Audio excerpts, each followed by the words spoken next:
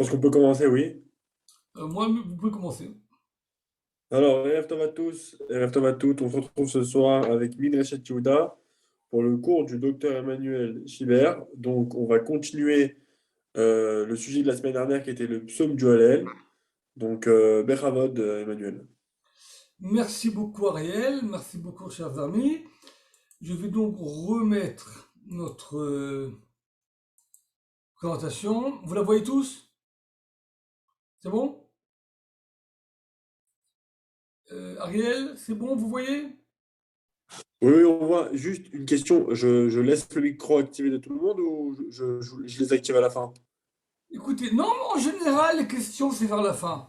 En général, Ok, quand super, vers la fin, super. Alors, je non, suis avec vous. non, si quelqu'un veut vraiment intervenir, il n'y a pas de problème. Et surtout, en général, je reçois également des chats pendant le cours que je regarde Pas de problème. de temps en temps, donc Super. j'interviens. Mais en général, les questions sont à la fin. D'accord? Ok, super. Voilà. Super. Donc, avec énormément d'émotion, puisque la fête de Pessah s'approche à pas de géant. La semaine dernière, nous avions une semaine de mois.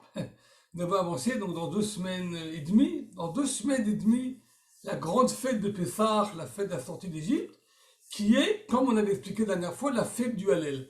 Alors, puisque je présume que, effectivement, il doit y avoir également peut-être d'autres personnes, à part Madame qui est intervenue il y a quelques minutes pour dire qu'elle n'a pas pu assister au dernier cours, je vais donc faire une petite révision sur les points principaux qu'on avait dit. Donc, nous avons vu qu'en fait, il y a 3 allèles. Le mot allèle, donc, bon, le temps que tout le monde arrive, pour tous ceux qui arrivent, je fais une petite révision de l'introduction, de l'intro du cours précédent, qui évidemment est valable également pour le cours d'aujourd'hui. Donc nous avons dans la tradition 3 recueils de psaumes qui sont appelés Hallel. Hallel veut donc dire louange. Et nous avons 3 recueils de psaumes qui sont des psaumes basés sur le mot Hallel, Alléluia, etc. Nous avons ce qu'on appelle le Hallel égyptien. J'avais ramené la semaine dernière les sources là-dessus. Ce sont les psaumes 113 à 118. C'est le cours que je donne aujourd'hui. Donc la dernière fois, nous avons étudié le psaume 113 et 114. Aujourd'hui, avec l'aide du ciel, dans quelques minutes, nous allons commencer avec le psaume donc 115. Et nous allons aujourd'hui, autant que possible, terminer, puisque on n'aura peut-être pas le temps de regarder attentivement, verset par verset, tous les psaumes, mais le cadre général du cours vous permettra après, chacun dans ses moments de libre, de pouvoir compléter. Nous avons un autre psaume qui figure donc dans le Talmud de Psachim, qui s'appelle le Grand Hallel, c'est le psaume 136, ou bien 135, 136 après certains avis. C'est un psaume que nous lisons le soir de la Haggadah. C'est le psaume qui commence par Odu Hashem Kitok, Ilom Chasdo. Et donc, il y a 26 fois, 26 versets qui disent qu'il Olam Chasdo, que la bonté de Dieu est à tout éternel. Ça s'appelle le Grand Hallel. Et on le lit à la deuxième partie du Seder, c'est-à-dire qu'en général, le Seder est partagé avec avant le repas et après le repas. Voilà, donc la partie qu'on dit après le repas, certains la connaissent moins parce qu'ils sont déjà un peu fatigués après leur bon repas et 4 verres de vin ou 3 verres de vin, mais donc ça s'appelle le grand Hallel. Et à part ça, nous avons également le Hallel qu'on dit tous les jours dans la prière, qui commence par Ashrei, en fait, c'est Tila de David de psaume 145, et qu'on termine avec le dernier psaume 150, Kol Haneshama Alléluia, le dernier verset des psaumes. Et le Talmud dans le texte de Brachot appelle cela également le Hallel. Donc, de façon générale, le mot Hallel n'est pas que le Hallel que nous disons pendant les fêtes. Hallel signifie une série de psaumes, un après l'autre, qui traitent du sujet de la louange du nom de Dieu. Et chacun a ses différences. Donc, le Hallel que nous avons commencé à étudier la dernière fois s'appelle donc le Hallel égyptien. On avait ramené la dernière fois une source. Et nous allons également, pour compléter l'introduction, étudier un passage du Talmud de Psachim qu'on n'a pas étudié la semaine dernière, mais qu'on va lire aujourd'hui. Maintenant que nous avons plus avancé dans le sujet du Hallel, le Talmud nous ramène une braïta. Une braïta, c'est comme une Mishnah, mais qui n'a pas été incorporée dans le corpus de la Mishnah. Ça s'appelle une braïta, donc ça veut dire en fait une Mishnah extérieure, mais qui a été dite à l'époque donc de la Mishnah, et Tanour Rabbanan, donc nos maîtres nous ont enseigné. Hallel Ze Mi Amaro. Vous vous rappelez que nous avons vu que il y a un commandement, il y a une mitzvah de remercier le ciel quand on est sauvé. C'est très important. Quand on est sauvé, donc on parle, alors est-ce que c'est une mitzvah pour chacun? Est-ce que c'est une mitzvah qui incombe au public? Il y a différents avis là-dessus, mais un point qui est extrêmement intéressant, c'est que donc nos sages, on va étudier après également des sources là-dessus, nous disent que quand il y a un grand événement, que le peuple juif a été sauvé d'une menace grave, on dit le Hallel. On dit le Hallel, d'après certains décisionnaires de l'époque du Moyen-Âge, ce qu'on appelle les Rishonim, c'est une mitzvah de la Torah. Ça veut dire que il y a une mitzvah, il y a un commandement de la Torah de remercier le ciel. Avant que les psaumes de David ont été écrits, chacun pouvait écrire et dire ses propres louanges. C'est comme pour la prière. Avant que la prière ait été codifiée au début du Second Temple par les membres de la Grande Assemblée, il y a une mitzvah, d'après en tout cas certains décisionnaires, de prier tous les jours. Le texte de la prière, c'est un texte individuel. Donc c'est le sens.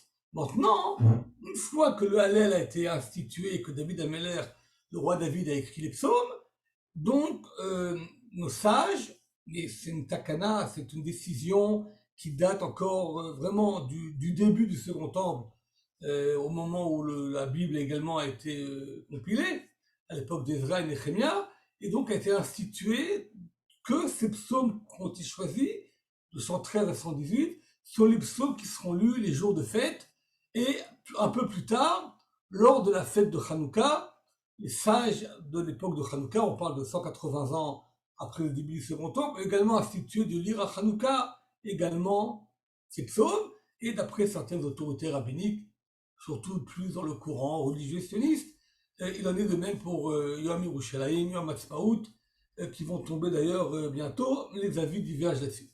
En tout cas, le Talmud nous dit Hallel Ze Mi Amaro. Ok, ok, c'est David qui peut-être qui a écrit le texte.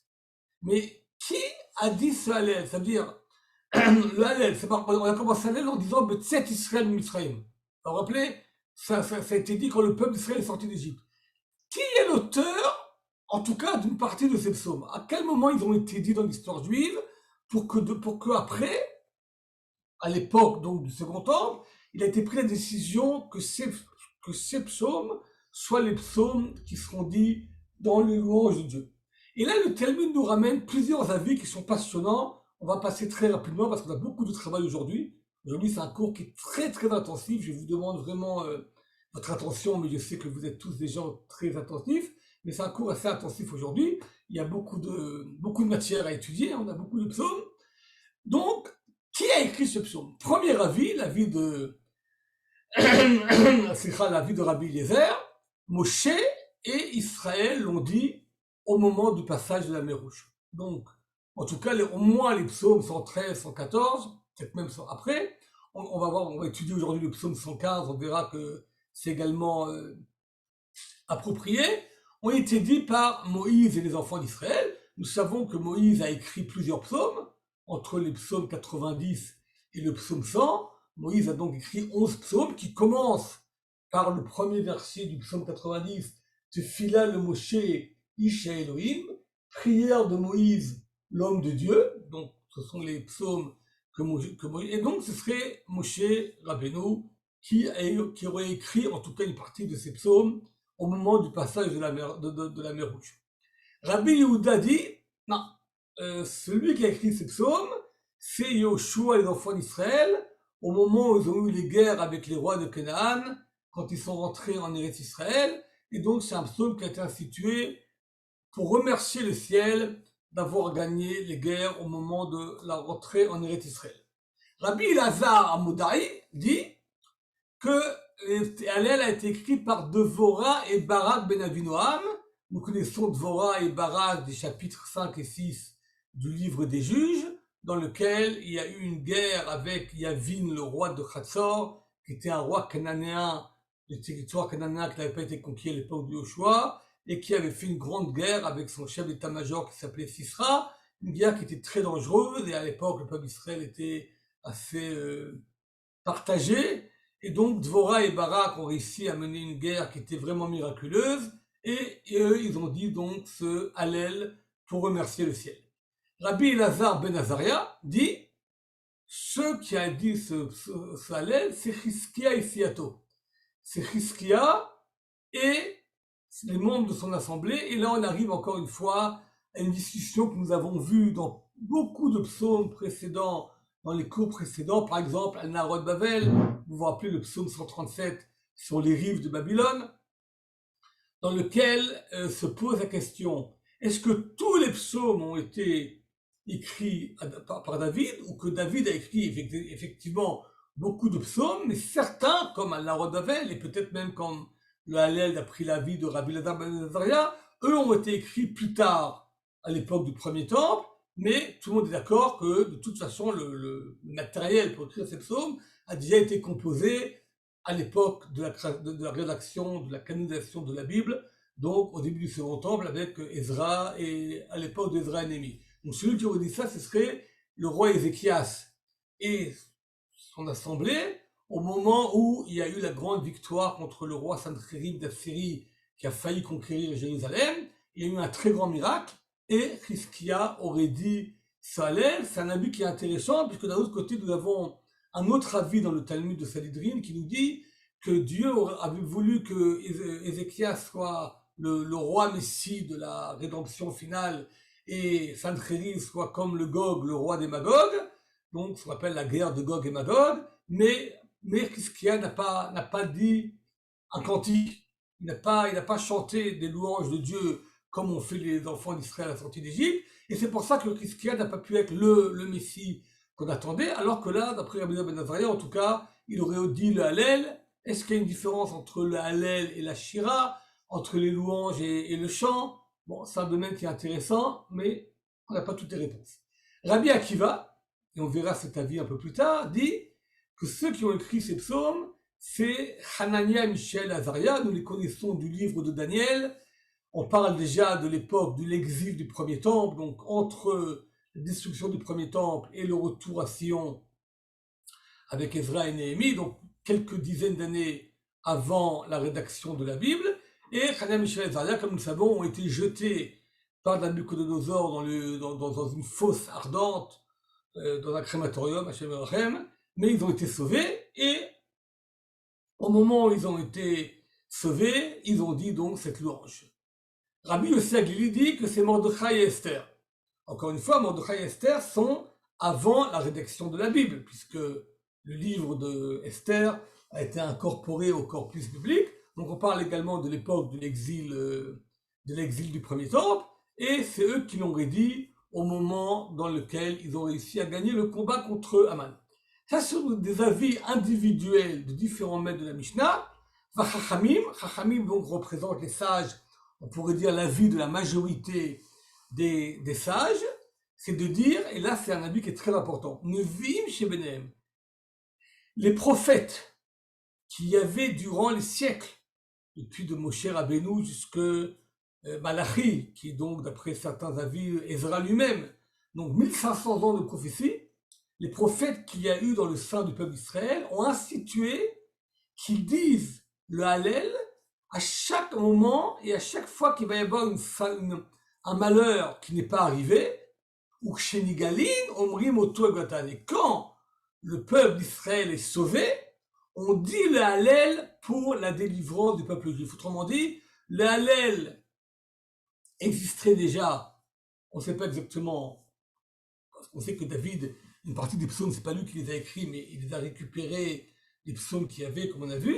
Et donc, le Hallel est une institution de Chachamim, qu'à chaque moment, qu'à chaque Sarah, c'est pas uniquement un événement historique qui s'est arrivé une fois dans l'histoire, mais nos sages ont institué qu'à chaque fois que le peuple est délivré d'une Sarah, d'un grand malheur qui pourrait lui arriver, à ce moment-là, on dit le Hallel, et c'est exactement la raison pour laquelle il n'y a pas une fête qui est plus Hallel que la fête de Pessah. Comme on l'a dit la dernière fois, on dit le Hallel lors du sacrifice de Pessah le 14 du mois de Nissan l'après-midi, parce que la fête de Pessah ne commence pas on allume les bougies, on commence la fête, la traduction de travail, le 15 Nissan. Cette année, donc, c'est à l'entrée de Shabbat, dans 2 semaines et demie, avec l'aide du ciel. Mais la fête de Pessah commence le 14 Nissan après-midi. À partir du moment où on sacrifie l'agneau pascal, qu'on ne mange que le soir de Pessah. Mais au moment où le sacrifice de l'agneau pascal a lieu la veille de Pessah, donc le 14 Nissan, donc cette année ce serait vendredi après-midi, après la moitié de la journée, donc aujourd'hui vers 1h, 1h30, commence en fait le début de la fête de Pessah. C'est une journée qui elle-même est déjà Pessah, dans lequel on n'a déjà plus le droit d'avoir le Hametz à la maison, le vin, et là on commence à offrir le sacrifice de l'agneau pascal. Au moment du sacrifice de l'agneau pascal dans le temple, les Lévi'im chantaient le Hallel, comme il est marqué dans la Mishnah du traité de Psachim. Donc en fin de compte, le Hallel, on commence à le chanter la veille de Pessah. Ensuite, on chantait le Hallel le soir de Pessah, donc ça veut dire ce que nous appelons le Seder. Aujourd'hui, nous lisons le Hallel dans le Seder, une partie avant le repas, une partie après le repas, il est partagé en deux. Mais à l'époque du Temple, au moment où on mangeait l'agneau pascal à la fin du repas, donc vers minuit, au milieu de la nuit, dans tout Jérusalem, tout le monde chantait le Hallel, et le Talmud dit que les toits de Jérusalem explosaient devant cette ferveur de ce cantique de Hallel qui était chanté par des millions de Juifs qui montaient au fêtes de pèlerinage et qui étaient à Jérusalem pour le soir du Seder. Donc, c'est la vie. Donc, Hallel, aujourd'hui, nous avons gardé de cela, de dire le Hallel à la prière la veille de Pessah et de dire le Hallel comme nous avons vu. Donc, on avait vu que ce passage, le Talmud continue, on va encore un petit passage avant de revenir au psaume, il dit, puisque le soir du Seder, nous devons dire le Hallel Agadol, le Hallel, le psaume 136, pourquoi nous disions-nous ce Hallel auparavant? Puisqu'il y a le grand Hallel, 26 versets qui l'olam chasdo, il n'y a pas une plus grande éloge de Dieu que de dire 26 fois de suite que la bonté de Dieu est éternelle. Le Talmud il dit que dans le Hallel que nous étudions aujourd'hui, dans ce qu'on appelle le Hallel égyptien, le psaume nous ramène 5 événements fondamentaux qui donc font que la fête de Pessah, qui est la fête de la délivrance et qui est donc le prototype de toutes les délivrances à venir, comme ce thème est développé beaucoup dans les livres juifs et surtout dans les livres de Chassidut, il y a 5 thèmes qui sont abordés dans le Hallel égyptien. La sortie d'Égypte, on l'avait vu, c'est d'Israël. Le passage de la mer Rouge, Ayam, Rav, Ayanos, on a vu ça, on l'a vu la dernière fois. Le don de la Torah, les montagnes qui dansent, une allusion à la Torah. La résurrection des morts que nous allons voir dans le psaume 116. Et également les souffrances de la nuit du Mashiach. L'Olanu Hashem Olanu, que nous allons voir également, en tout cas tout ce qui est la délivrance à venir. Autrement dit, le Hallel couvre, on pourrait dire, l'histoire de la rédemption du peuple juif, nous dit le Talmud. Depuis la première rédemption du peuple en tant que peuple, nous avons également la rédemption individuelle, que Abraham a été sauvé, Isaac a été sauvé, Jacob a été sauvé, mais au niveau du peuple, la sortie d'Égypte est la première rédemption du peuple d'Israël, et le Hallel, en fin de compte, couvre les événements historiques de la création du peuple d'Israël, le passage de la mer Rouge, le don de la Torah, jusqu'à la fin des temps, la résurrection des morts et la venue du Messie, avec également la fin, comme dit le Talmud, du Shi'arbout Malchuyot, ou bien, comme dit Rabbi Yochanan, le psaume qui nous parle de la guerre de Gog et Magog, cette guerre qui va y avoir et dans laquelle toutes les nations seront punies de tout le mal qu'elles ont fait au peuple d'Israël pendant l'histoire. Et bon, disons, il y a pas mal de candidats à être punis à Gog ou Magog. Je pense que dans le monde, on peut trouver un certain nombre impressionnant de nations, entre nous, pas mal en Europe, mais également dans d'autres pays. Voilà, donc ça c'est le corsus de 118. Et là, ensuite, bon, on revient un peu au thème qui avant, on va pas revenir là-dessus. Le Talmud ramène également donc Hizkiya, Hanania, Michel, Vezaria, différentes personnes qui, d'après la tradition, ont dit la Hallel. Et on va donc revenir maintenant à partie 115. Voilà. Alors, la dernière fois, nous avons étudié le 113, Alléluia Avdei Hashem. Nous avons étudié le psaume 114, au moment que le psaume qui a été dit, le 7 Israël et Misraïm. Aujourd'hui, nous allons étudier, donc, Bezrat Hashem, autant qu'on peut, d'autres psaumes. Peut-être qu'on va sauter un peu, mais j'aimerais en tout cas donner, que le cadre du Hallel soit clair pour nous tous. Je pense que ça va nous aider, en tout cas pour moi en tout cas, ça va m'aider à mieux comprendre le Hallel le soir de Pessah. Cela n'est que gagné, puisque une partie importante du Seder est autour du sujet du Hallel. En général, on raconte des histoires de la sortie d'Égypte, et quand on lit le Hallel, on chante un peu, mais on passe rapidement. Donc c'est une occasion à tout jamais, pour ceux qui écoutent ces cours, de pouvoir également prendre quelques notes, et le soir du Seder, raconter également des histoires concernant le Hallel même, qui est, encore une fois, un des fondements du soir de Pessah. Donc, le psaume 115, je l'ai partagé en deux parties. On le partage en deux parties, puisque les jours où on ne dit pas le Hallel entier, il est partagé effectivement en deux.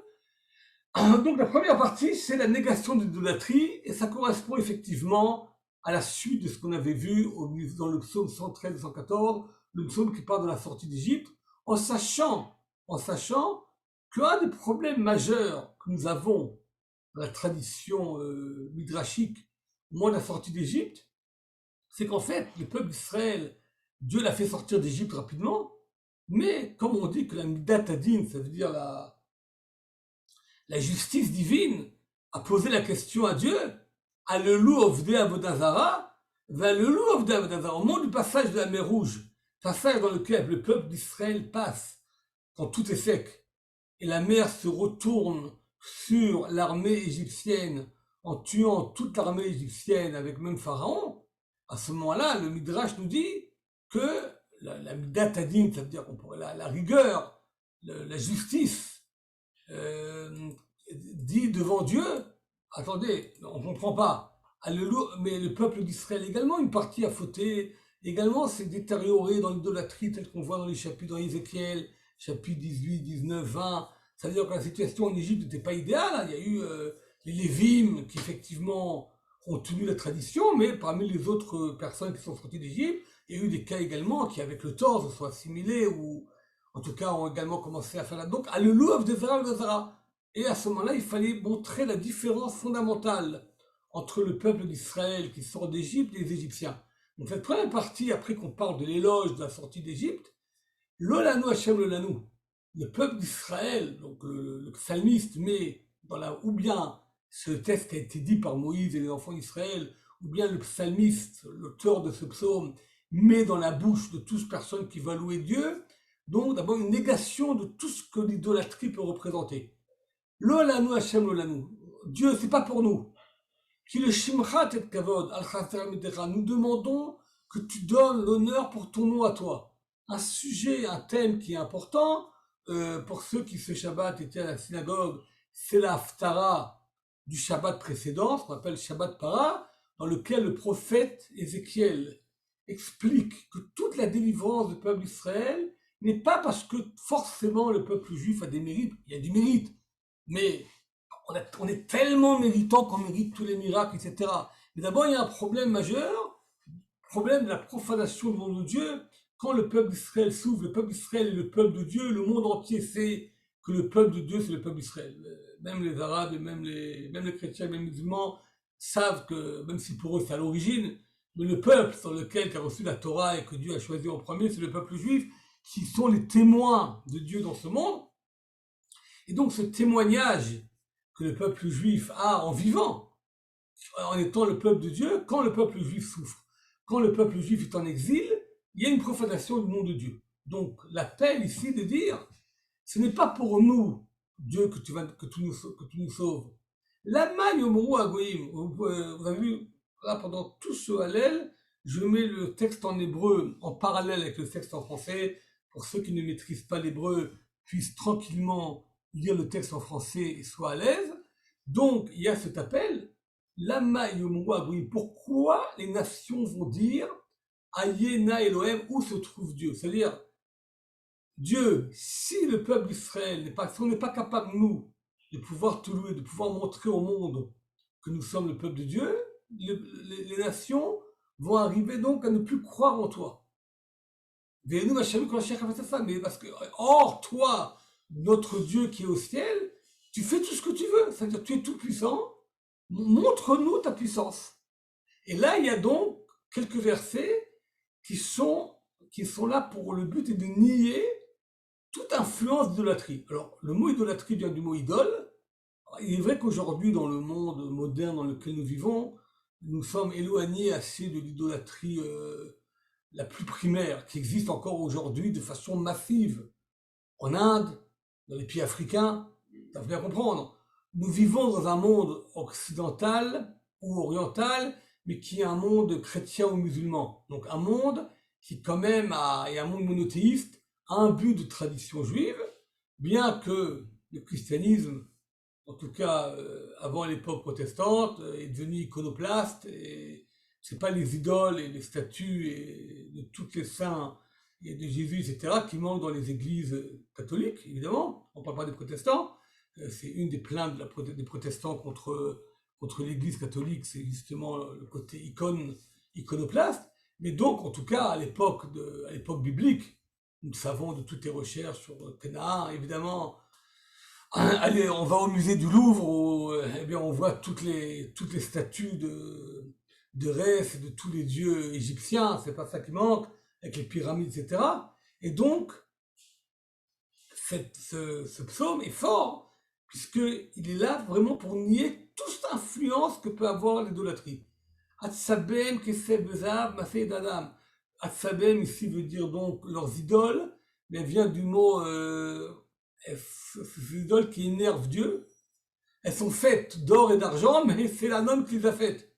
C'est pas Pelahem le daberou, les idoles ont une bouche, mais elles sont pas capables de parler. Et Naïm lahem le yerou, les idoles ont des yeux, comme le Bouddha, hein, ouais, mais elles voient pas. Oznaïm lahem le yishmeu, ils ont des oreilles, mais ils sont pas capables d'entendre.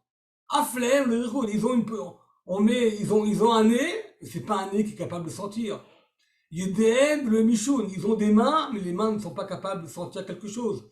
Raglehem velo yalechou, ils ont des pieds, certaines idoles ont même des pieds, mais c'est pas pour ça, c'est pas pour autant qu'elles marchent. Lo yegou bigronam, ils sont pas capables de, ils ont comme une sorte de gorge, mais ils sont pas capables de parler. Comme Oem Youssem, Kolachavotemem. Que comme cela sera la punition de tout celui qui croit dans ses idoles. On dit celui qui croit dans ses idoles, dit, eh bien, qui termine comme une idole.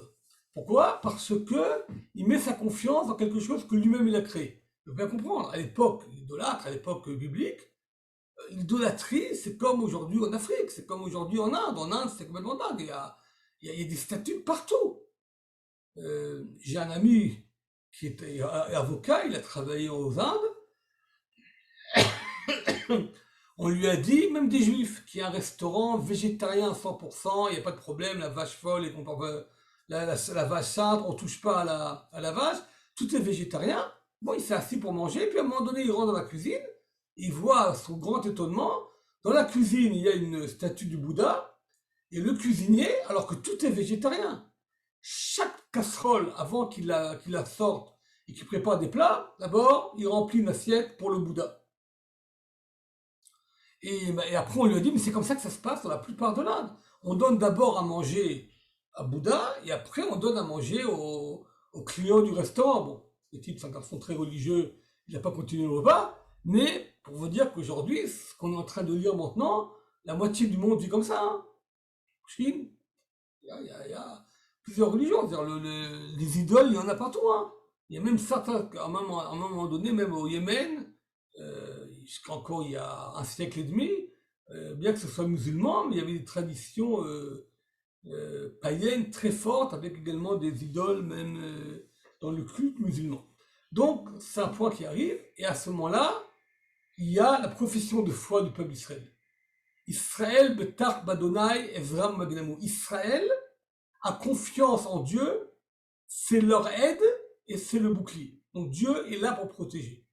Bet Aaron on va parler de ce thème-là que dans le Hallel, le peuple d'Israël est partagé en différentes catégories. Il y a donc Israël, il y a le Bet Aaron qui est la maison d'Aaron, donc tous les prêtres, Ezram Magnamu, ils ont également confiance en Dieu. Yireh Hashem, Yitruv Hashem, ceux qui craignent Dieu, les gens qui sont très croyants, très religieux et très, on pourrait dire également, versés dans la Torah, ceux qui craignent Dieu, Ezram ou Magnamu. C'est absolument remarquable, cette répartition qui est assez spécifique au livre de Télim et surtout au Hallel, dans lequel, en général, nous avons toujours la notion d'Israël. Effectivement, dans différents passages bibliques, dans la Torah, mais également dans d'autres textes, nous avons une fois une différence entre Yaakov et Israël. C'est un thème qui lui revient souvent. Yaakov représentant le peuple d'Israël dans un état plus faible, Israël représentant le nom d'Israël quand il est plus fort au niveau politique, plus fort également au niveau religion, etc. Yaakov, et donc c'est le nom de Yaakov quand il est derrière en train de la traîne de Ésaü. Israël, c'est le nom qu'a reçu Yaakov quand il a vaincu l'ange d'Ésaü. Donc cette notion de Yaakov, Israël, est une notion qui lui revient dans différents endroits. Nous le connaissons par exemple, Matovu Alecha Yaakov, Mishkenotecha Israël. Combien sont belles tes tentes, Jacob? Mishkenotecha Israël. Mishkan, c'est déjà été sanctuaire Israël. Là également, Bilam différencie entre la tente de Jacob à un niveau plus bas et le sanctuaire d'Israël. Bon, la notion de Jacob, Israël revient. Mais là, ce partage entre on pourrait dire, trois parties, trois groupes dans le peuple d'Israël. Israël qui représente donc la masse du peuple d'Israël. Beth Aaron qui sont les Kohanim, les prêtres, et Yireh Hashem, les gens qui sont ceux qui craignent Dieu, donc on pourrait dire le summum au niveau du degré de confiance, de religiosité. Et ce qui est remarquable, c'est que ce que dit le psalmiste, il dit Dieu, c'est un éloge de Dieu, c'est un éloge du peuple d'Israël. Nous nions complètement l'idolâtrie à tous les niveaux. Le peuple, Israël, il croit en toi, il sait que c'est toi qui l'aide et qui le protège. Beth Aaron, qui sont d'un niveau plus élevé spirituellement que le niveau d'Israël, ça représente déjà la maison d'Aaron, les prêtres, eux également ils ont confiance en toi, Dieu, et toi également, ils savent également que c'est toi qui les aides et que tu es leur bouclier. Yireh Hashem, Yitruv Hashem, également les gens les plus élevés du peuple d'Israël, ceux qui craignent Dieu, eux également ils ont confiance en toi. Donc, en fait, compte, il y a une appellation, il y a un cri du peuple d'Israël. Nous avons tous confiance en toi, l'Éternel, que ce soit le juif simple, lambda, que ce soit le prêtre ou que ce soit le grand juste, craintif du nom de Dieu. Tous, nous avons confiance en toi et tous nous savons que tu es là pour nous aider et que tu es notre protection, notre bouclier. Donc c'est une négation de l'idolâtrie caractérisée. Et suite à cela, nous arrivons à la deuxième partie de ce psaume absolument remarquable. À ce moment-là, puisque nous entiers, toute l'assemblée d'Israël, à tous ces niveaux, nous avons confiance en toi et nous nions complètement toute possibilité d'idolâtrie, c'est-à-dire toute force qui serait indépendante ou marginale de la force de Dieu, à ce moment-là, nous méritons la bénédiction de Dieu qui va nous sauver. Et là, il y a une phrase absolument remarquable, un psaume qui est connu, qui est dans plusieurs communautés également chanté avec beaucoup de joie et beaucoup de fièvre. Le célèbre psaume, donc en fait c'est la deuxième partie du psaume 115, donc l'introduction est importante, on nie l'idolâtrie, nous avons tous confiance en toi, et à ce moment-là, Hachem Vecharanu Yevarer, tu vas te souvenir de Dieu, on aura le mot souvenir, ça ne veut pas dire que Dieu nous oublie, c'est-à-dire que nous serions toujours devant l'Éternel qui va se souvenir de nous, Yevarer et Bet Israël, Yevarer et Bet Aaron, Yevarer Hachem, Aktanim Agdolim. Puisqu'à ce moment-là, Dieu bénit la maison d'Israël, bénit la maison d'Aaron et bénit également ceux qui craignent Dieu, Aktanim Agdolim, les petits et les grands. Le mot Katan et le mot Gadol, en général, a toujours deux explications dans la Bible. Une explication qui veut dire effectivement les jeunes et les âgés, mais Katan et Gadol veut également dire celui qui est d'un niveau moins élevé, et le gadol, c'est celui qui est gadol, qui est grand, qui est d'un niveau plus élevé. Les deux explications sont justes. Dans la Bible, nous avons Akatan et le gadol, le petit va devenir grand, ça veut pas dire forcément qu'il va grandir, mais ça veut dire que la nation qui est petite va se développer. Donc Aktan et Magdum, ça veut dire toutes les parties du peuple, toutes méritent d'être bénies par Dieu, puisque toutes les tranches du peuple ont confiance en Dieu. Et à ce moment-là, il y a ce verset qui est absolument remarquable, Yosef Adonai Alechem, Alechem Babenechem, que Dieu vous rajoute, vous multiplie. Il ne s'est pas marqué quoi. Alechem Babenechem, que textuellement, là c'est le deuxième verset, Yosef Alechem, que Dieu vous rajoute quelque chose, Alechem Babenechem, à vous et à vos enfants. Brouchim Atem Hashem, soyez bénis devant Dieu. Le verset manque. De quoi il s'agit? Qu'est-ce que Dieu doit vous rajouter? Alors en français, parce que ça dérangeait, donc dans le verset 14, la traduction de sfarim.fr du rabbinat que j'aime bien, que l'Éternel multiplie, entre parenthèses, ils ont mis ses bontés. Mais ça ne se trouve pas dans le texte original. Le texte original, on a marqué ses bontés. Il n'est pas marqué qu'est-ce que Dieu va multiplier. Le Rabbeinu Abraham Ibn Ezra, dans son commentaire sur le psaume, dit quelque chose d'absolument remarquable. Il dit Atosefet i abracha. Ça veut dire que quand Dieu multiplie, on n'a pas besoin de savoir qu'est-ce que Dieu multiplie. On n'a pas besoin de mesurer. L'appel, c'est de dire Yosef Hashem Alechem.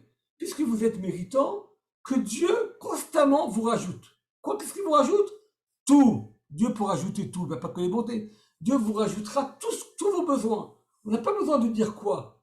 Puisque Dieu est tout puissant, il n'y a rien qui le limite. Quand quelqu'un est méritant, Dieu lui rajoute. Qu'est-ce qu'il lui rajoute? Tout ce qu'il veut, tout ce qui est nécessaire. On ne rentre pas dans les détails. Alechem menechem, pour vous et pour vos enfants. C'est-à-dire, après moi, vous êtes méritant, vous méritez la tosefet. La tosefet, c'est sa bénédiction en soi-même. Le fait, dans la plus grande...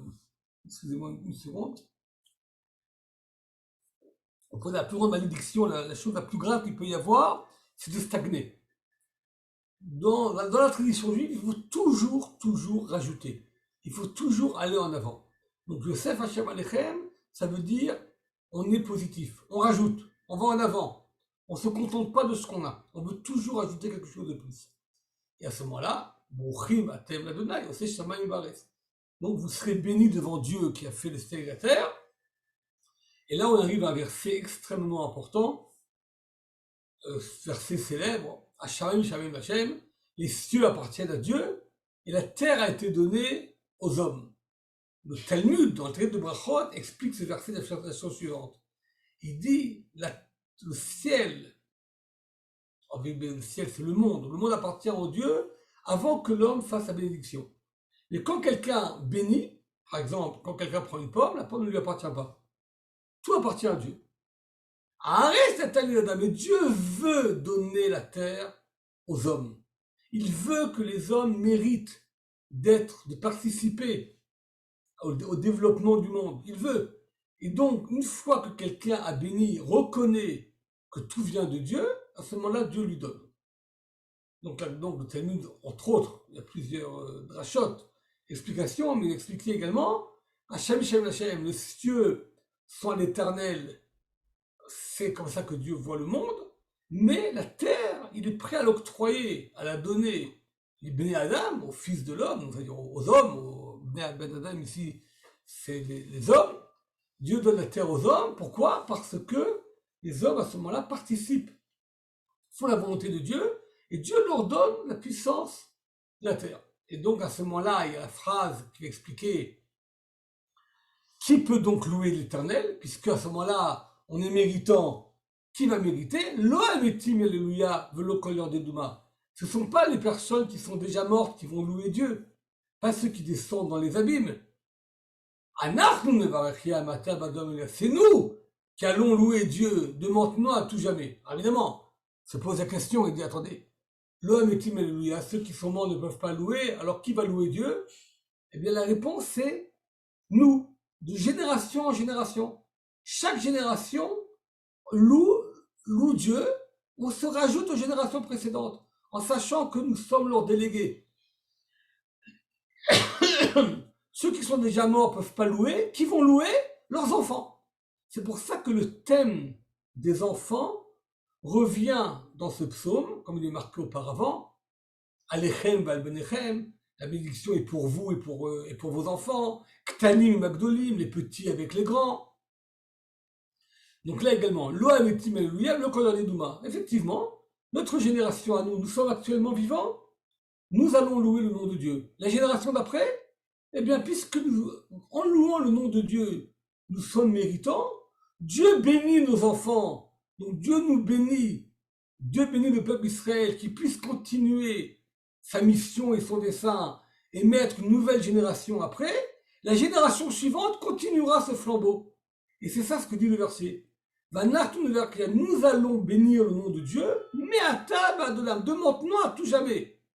En sachant que nous avons hérité de nos ancêtres cette faculté de pouvoir louer le nom de Dieu, et nous allons, par nos mérites, la transmettre à nos enfants, la transmettre aux générations à venir.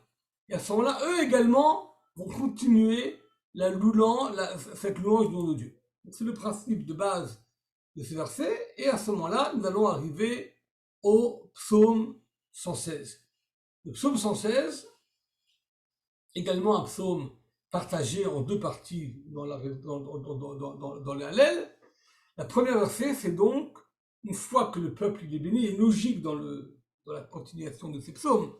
Je vous fais un résumé des commentateurs, encore une fois, on n'a pas le temps de commencer à étudier Rashi, etc. chacun, mais en faisant un petit topo et un résumé de la plupart des commentateurs.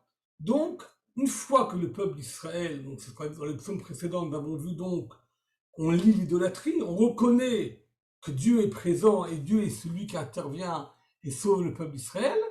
À ce moment-là, nous savons également que Dieu nous écoute notre prière, et puisque Dieu écoute notre prière, nous allons donc nous renforcer dans la prière, dans la louange, puisque nous savons que ce n'est pas une louange qui est vaine, mais qu'effectivement, Dieu aime cette louange, l'apprécie, sait apprécier que le peuple d'Israël sait reconnaître ce que Dieu fait pour lui, et donc, Afti Kishma Adonai Tranai, j'ai tellement aimé que Dieu m'a écouté, qu'il écoute la parole de mes suppliques, de mes supplications, qui taose noli, Dieu est prêt à prêter son oreille.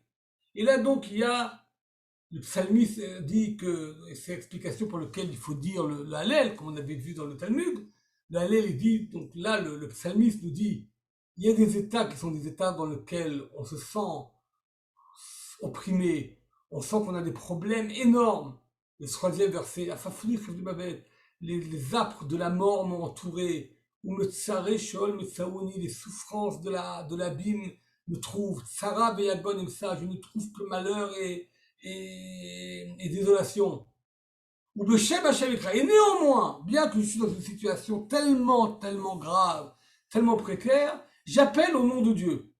Ana Hashem Altadafshi. S'il te plaît, l'Éternel, sauve mon âme. Tu as pitié, etc. Et à ce moment-là, on saute quelques psaumes. Tu as sauvé mon âme de la mort, mes yeux de l'alarme, mes pieds d'être perdus. Et la suite, la conclusion de ce psaume est à l'air qu'il fait Adonai Barzotachim. Je suis capable d'aller devant Dieu, Barzotachim, dans les pays de la vie, qui est, d'après le Talmud, on avait vu, une allusion également à la résurrection des morts. Autrement dit, encore une fois, les morts ne peuvent pas louer Dieu, mais le vivant qui sait louer Dieu garantit également son éternité. Donc, en louant Dieu, en sachant prier Dieu dans les moments les plus durs, les moments qui sont décrits au début de ce psaume, des moments terribles que vous avez dans la traduction en français, des moments graves, mais quand dans ces moments graves, nous savons également retrouver Dieu, à ce moment-là, Dieu également est capable de nous sauver, et surtout, est à l'air du Hashem Asotachim, les pays de la vie, qui sont une allusion au monde ci et au monde futur. Et Manti Kadaber Anianitimod. J'ai confiance en toi quand je parle. Je sais que tu m'écoutes et que tu. Et je sais également que tous les hommes sont des gens en qui on ne peut pas avoir confiance. Autrement dit, et c'est un thème qu'on va revoir très bientôt dans les Télim, on ne peut pas avoir confiance en personne. Le seul, donc personne, c'est pas une personne, mais la seule entité en qui on peut avoir réellement confiance, c'est Dieu. Donc il ne faut pas mettre notre foi dans des hommes, même si ce sont des grands présidents, même si ce sont des commissions internationales qui ne vont rien faire pour nous, c'est Dieu qui va nous sauver. Et donc, je sais très bien que Kola Adam Kozev, je reconnais que Dieu, lui, il m'aide, et les autres personnes, c'est pas sûr. Suite à cela, la deuxième partie de ce psaume remarquable, puisque c'est la situation, je vais remercier Dieu de m'avoir sauvé. Et là, on arrive à un thème qui est un thème général dans la Torah, mais qui est introduit de façon remarquable dans les psaumes, c'est le thème du sacrifice du Korban Toda. Et là, on va arriver à quelque chose d'extrêmement intéressant. Je vais vous dire un petit chidouche, une nouveauté au niveau de l'étude. Concernant le Korban Toda et la liaison entre le Korban Toda et la fête de Pessah.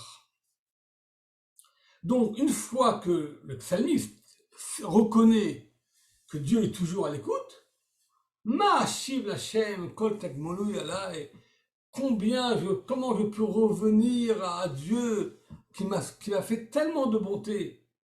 Quand je suis prêt à élever un verre à la santé, le Chaim, un verre de Yeshua, un verre qui symbolise la délivrance.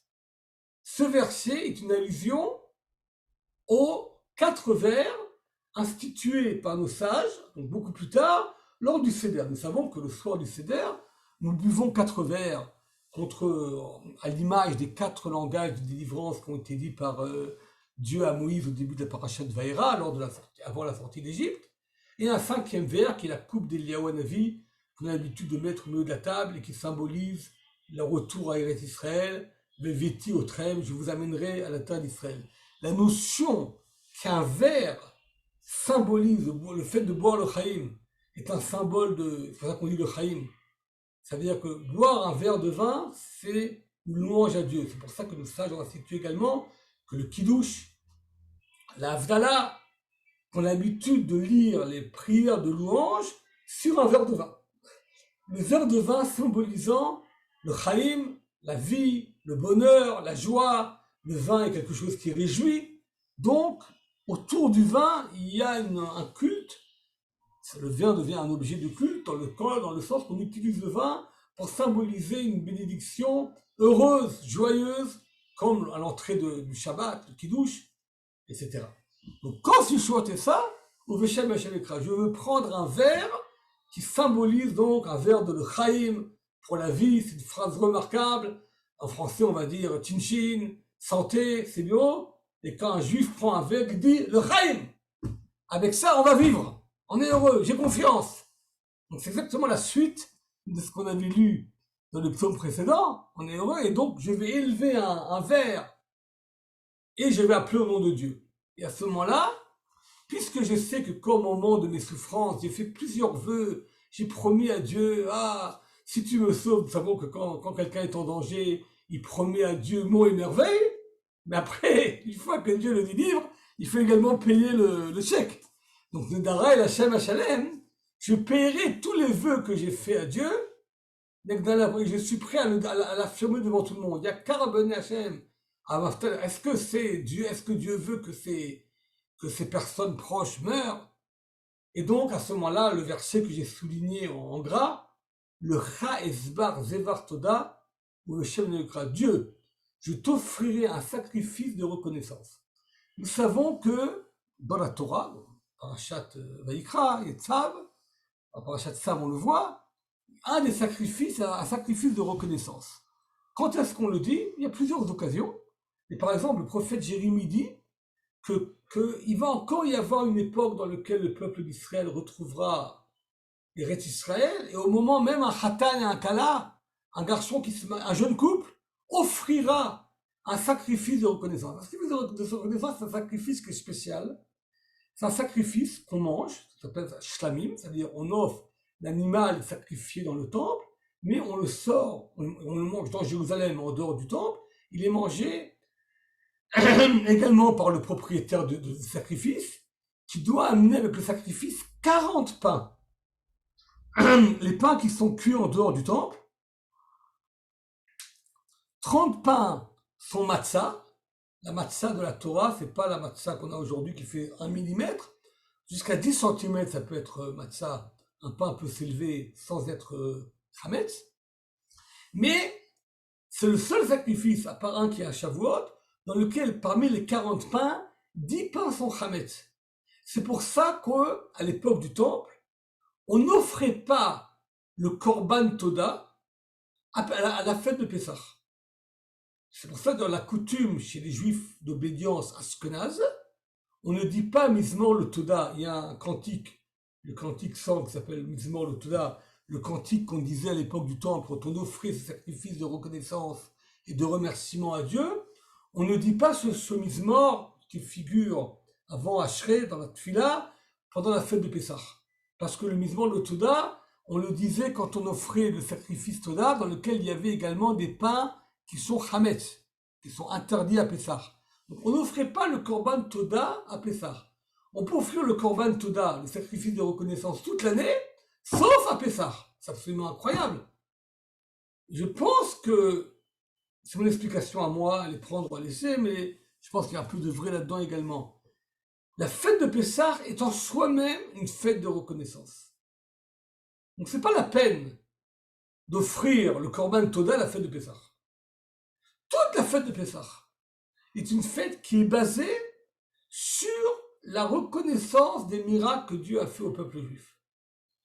Donc le Korban Toda, on ne va pas l'offrir la fête où tout le monde est reconnaissant. Amène le Korban, ce sacrifice de remerciement, après la fête de Pessah. Pas la peine d'amener la fête de Pessah. La fête de Pessah, tout le monde est là, tout le monde est dans le temple, tout le monde monte à cause du sacrifice de l'année pascale, et donc c'est une fête dans laquelle tout le monde reconnaît. Tout le monde sait dire merci à Dieu. Donc, autrement dit, la fête de Pessah, c'est le Toda. C'est le grand merci que le peuple juif sait dire à Dieu. Donc, on n'a pas besoin d'amener un sacrifice individuel. Par contre, dans le psaume, il y a la promesse donc, du psalmiste qui dit « Dieu, puisque tu m'as sauvé, je t'offrirai au moment voulu un sacrifice de remerciement. Je paierai tous mes dettes. » Et là, on commence à rentrer dans ce thème dont on a parlé au début. À partir du psaume 116, on commence à parler maintenant du temple. Jusqu'à maintenant, vous avez vu, on parle de la sortie d'Égypte, on parle de plusieurs événements, on parle surtout de l'introduction du Hallel, c'est ce qu'on a lu maintenant, c'est préparer, commence à nous préparer au niveau, on pourrait dire, sensible, spirituel, mais également au niveau émotionnel, à reconnaître les bontés de Dieu, à savoir qu'on a passé des moments qui sont très, très, très durs, qu'on avait vu dans le psaume précédent, que Dieu est avec nous, et à partir de cela, on sait remercier le ciel, et on le remercie en montant à Jérusalem, comme pour les fêtes de pèlerinage. C'est pour ça que nos sages ont institué, qu'on dit le Hallel, la fête de Pessah, Sukkot et Shavuot, donc à la Pâque, à la fête des tabernacles, et à la fête de la Pentecôte, pas à Rosh Hashanah et Kippour, qui sont pas des fêtes de pèlerinage. Donc le Hallel, à la base, a été institué d'être lu lors des fêtes du pèlerinage, dans les cours de la maison de Dieu, dont on dit les parvis du temple, au sein de Jérusalem, alléluia, nous allons louer Dieu. Autrement dit, après que nous avons passé la préparation nécessaire à comprendre qu'il faut louer le nom de Dieu, on arrive maintenant, finalement, après 3 psaumes, à parler du Beth Amikdash. Jusqu'à maintenant, on n'a pas encore parlé du temple. Jusqu'à maintenant, c'est une préparation au temple. Et là, on commence à arriver au temple. Et là, nous avons ici le psaume le plus court. Le psaume 117 a 2 versets. Ah, c'est tout. Il n'y a que 2 versets. Mais regardez quel verset. Alléluia, Adonai kol goyim shabechu kol omim. Louez Dieu, toutes les nations. Shabechu kol omim, que tous les peuples, louez le nom de Dieu. Pourquoi vous devez louer le nom de Dieu?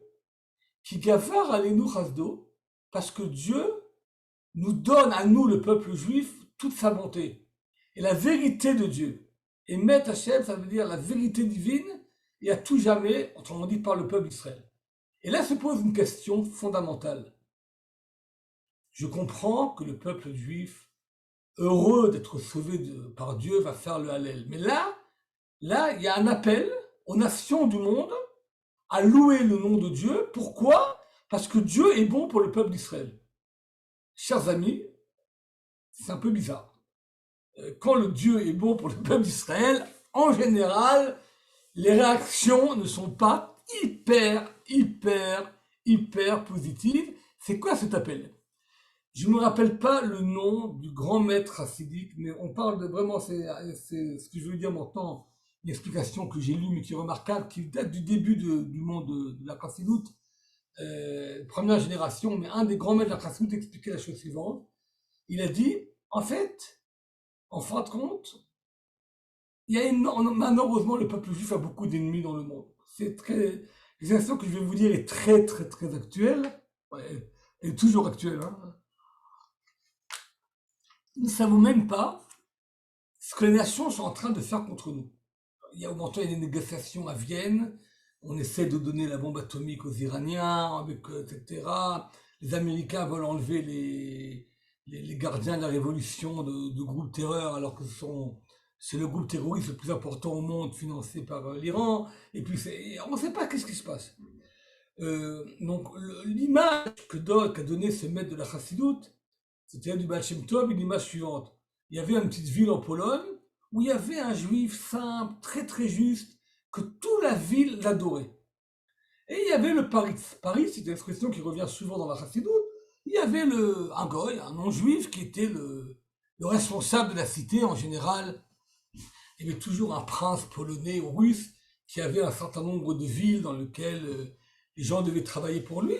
Et donc il y avait un prince, un Paritz, qui était très jaloux de ce juif que toute la ville adorait, parce que lui, ce prince russe, personne ne l'aimait. Et un jour, il a dit et puis ce juif-là, il se levait au milieu de la nuit, vers 4 heures du matin, pour aller au mikvé, et après prier très tôt. Un jour, il a dit à ses serviteurs, écoutez, tous les jours, le juif, il se lève au milieu de la nuit, vers minuit, à l'époque, il n'y avait pas tout était sombre, au milieu de la nuit, vous allez venir, vous allez faire un trou à côté de sa porte, il va sortir dehors, il va tomber dans le trou, il va se casser, il va mourir, personne ni vu ni connu, et on va se débarrasser de ce type-là qui me monte, je le supporte pas, etc. Ok. La nuit où ce prince a préparé cet attentat, le juste va à la synagogue et qu'est-ce qu'il voit? Il voit un pauvre qui n'a pas où manger, il l'amène chez lui à la maison, il lui donne à manger, il lui donne à dormir. 4 heures du matin, le pauvre est en train de ronfler, je vous raconte pas. Et le juste, il dit, Dieu, ça fait 30 ans que tous les jours je me lève à 4 heures du matin, mais là, je ne peux pas sortir dehors, je ne vais pas laisser ce type-là seul à la maison, ça se fait pas, etc. Il faut que je m'occupe de lui. Donc Dieu, pardonne-moi, j'irai pas au premier minyan, je prierai à la prière de 8 heures du matin, mais en attendant, je vais m'occuper de lui. Et le juste continue. Le matin, il se lève, il fait beau, et puis qu'est-ce qu'il voit? Un trou devant sa maison. Il dit, oh là là, Dieu merci, c'est vraiment extraordinaire. Qu'est-ce qui s'est passé? Et qu'est-ce qu'il voit? Il voit ce prince russe, ce Paris, qui est venu pour voir la dépouille du tzaddik. Il lui dit, mais qu'est-ce que tu fais là? Il dit, bah, ça fait 30 ans que tous les jours je me lève à 4 heures du matin, mais cette nuit, figure-toi, qu'il est arrivé un pauvre, je me suis occupé de lui, mais regarde, qu'est-ce qui se passe? Quelqu'un a fait un trou devant moi, c'est absolument incroyable. Bon, le prince russe n'a pas osé rien dire, mais qui va louer plus le nom de Dieu? Le tzaddik ou le russe? Le maître a dit, c'est le russe. Le russe, il sait combien il a préparé pendant des mois cette atteinte. Qu'est-ce qu'il n'a pas fait pour tuer ce juif? Et en fin de compte, le juif, il croit qu'il a été un peu sauvé. Mais le non-juif, cet ennemi, qui voulait du mal au tzaddik, il sait beaucoup plus que lui. C'est ce que dit David Ameller. Alut Hashem Kolish, une nation. Louez le nom de Dieu, parce qu'il n'y a que vous qui savez ce que vous nous préparez du matin au soir contre nous. Ki gavar alenu chasdo. La bonté de Dieu est pour nous à tout jamais. Et vous le savez mieux que nous. C'est-à-dire, on n'est même pas conscient des miracles que Dieu nous fait. C'est vrai que malheureusement, il y a eu dernièrement des attentats horribles et vraiment à pleurer. Quand quelqu'un il travaille, il est dans le Shabbat, il est à l'armée, il sait que tous les jours, il y a des dizaines et des dizaines d'attentats que les Arabes essayent de faire. Et dans le monde entier, il y a des essais, il y a des tentatives énormes d'atteindre les populations juives, les communautés juives, etc. C'est des domaines qui arrivent. Les ennemis d'Israël savent exactement ce qu'ils veulent faire et ça marche pas. De temps en temps, malheureusement, il y a quelque chose qui ne va pas et soudain on se rend compte à quel point on est en danger. Mais donc il y a un appel, ça veut dire dans le cadre du Hallel, et c'est pour ça d'ailleurs que David Ameller a séparé ces deux versets de tous les autres, c'est un psaume qui ne fait que 2 versets, pas plus, et dans lequel il y a un appel au monde entier. Autrement dit, amis des nations, nous le peuple juif, nous avons pris sur nous le fait de louer Dieu, parce que Dieu nous sauve, etc. Mais vous, il nous sauve de qui? Il nous sauve de vous. Vous qui fomentez des pogroms et des attaques anti-juives et des BDS et des boycotts du matin au soir, dans le monde entier, vous êtes là constamment pour nous attaquer. Et ça marche pas. En général, ça marche pas. 99,5% des fois, ça marche pas. Eh bien, vous également, vous devez louer Dieu.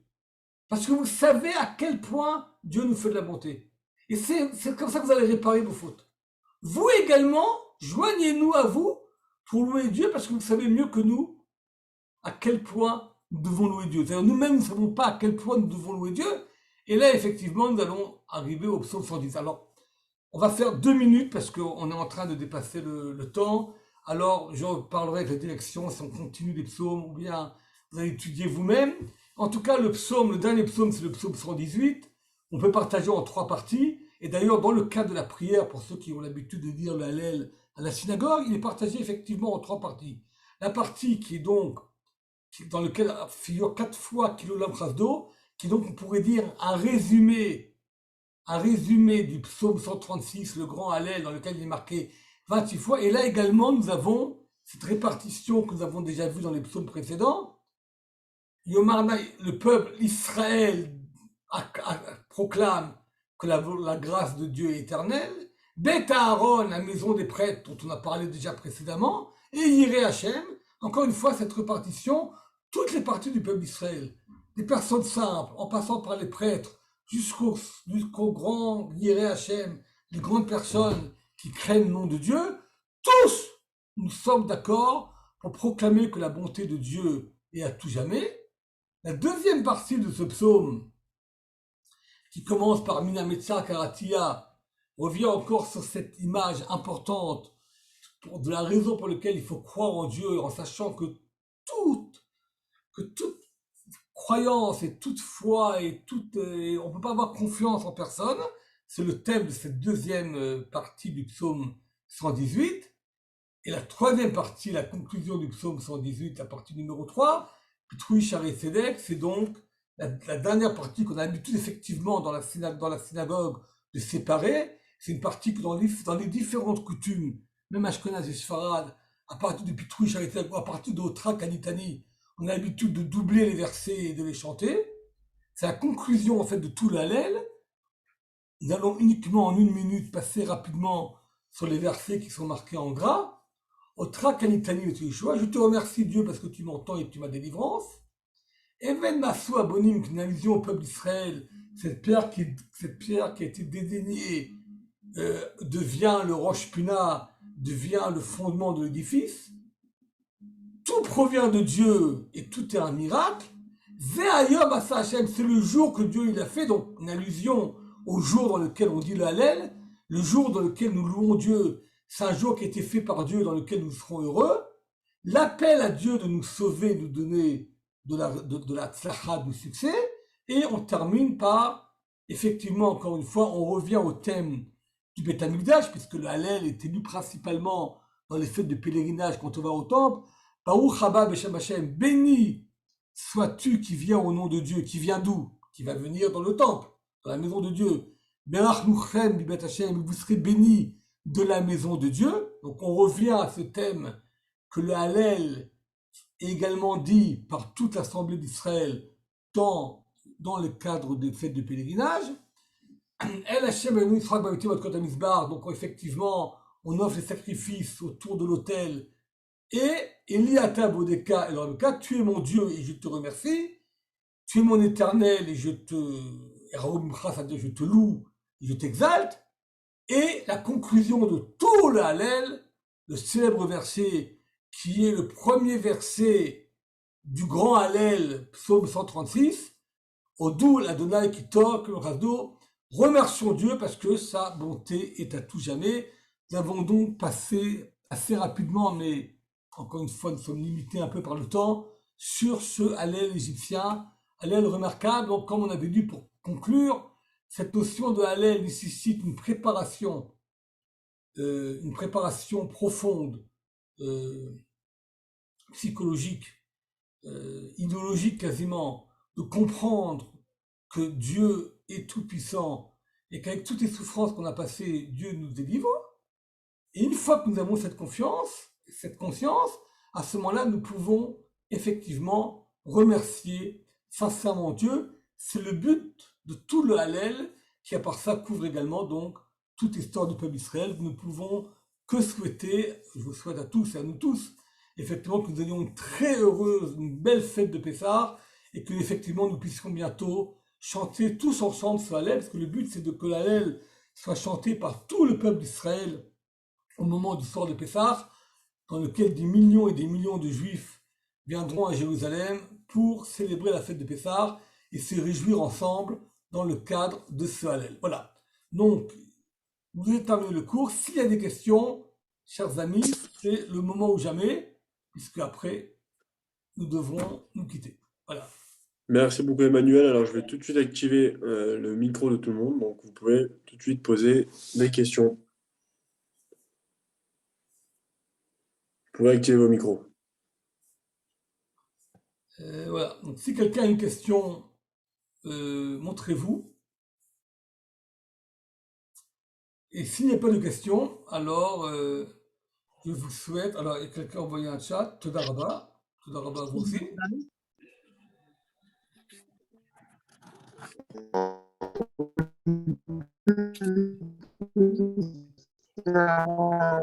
Question, hein. Une petite par rapport à tout ça. Pardon? Le, On n'entend rien.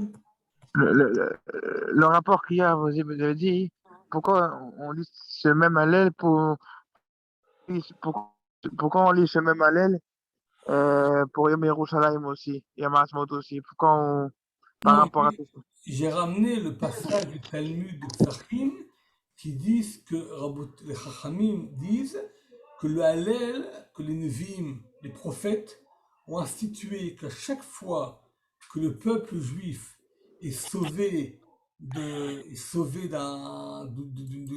souffrance, est sauvé de quelque chose qui aurait pu lui faire du mal, on lit le Hallel. Donc, effectivement, le Hallel à la base a été institué dans les 3 fêtes de pèlerinage. Plus tard, après la fête de Hanouka, donc on parle quand même 180 ans après le début de ce temps, a été institué le Hallel à la fête de Hanouka. Mais suite à cela, nous savons qu'il y a des communautés qui ont été sauvées de différents décrets, qui avaient l'habitude de dire le Hallel leur jour à eux dans lequel ils ont été sauvés.